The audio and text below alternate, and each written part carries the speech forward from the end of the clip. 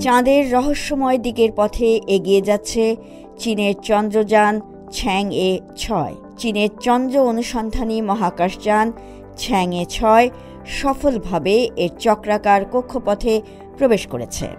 বুধবার চীনের national space administration CNSA বা জাতীয় মহাকাশ প্রশাসন একথা জানিয়েছে।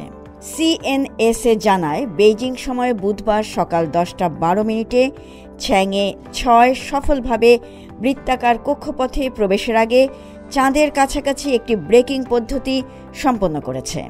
চ্যাংয়ে-6 ফ্লাইটের সময় চাঁদের কাছাকাছি যে ব্রেকিং পদ্ধতি সেটি হল একটি মূল কক্ষপথ নিয়ন্ত্রণ। ব্রেকিংয়ের আপেক্ষিক গতিকে চন্দ্রের ঘোরার বেগের চেয়ে কম করে, যাতে এটি চাঁদের মাধ্যাকর্ষণ দ্বারা বন্দী হয়ে চাঁদের চারপাশে উঠতে পারে। ছুঁয়েছিয়াও 2 রিলে স্যাটেলাইট থেকে পাওয়া তথ্যে দেখা গেছে, চ্যাংয়ে-6 পরে চাঁদের চারপাশে কক্ষপথের উচ্চতা এবং প্রবণতার সামঞ্জস্য করবে এবং অরবিটার রিটার্নার সংমিশ্রণ এবং ল্যান্ডার অ্যাসেন্ডার সংমিশ্রণকে আলাদা করার জন্য একটি উপযুক্ত সময় বেছে নেবে। তারপর ল্যান্ডার অ্যাসেন্ডারটি পরিকল্পনা অনুযায়ী চাঁদের রহস্যময় দূরবর্তী দিকের নমুনা সংগ্রহের জন্য অগ্রসর হবে।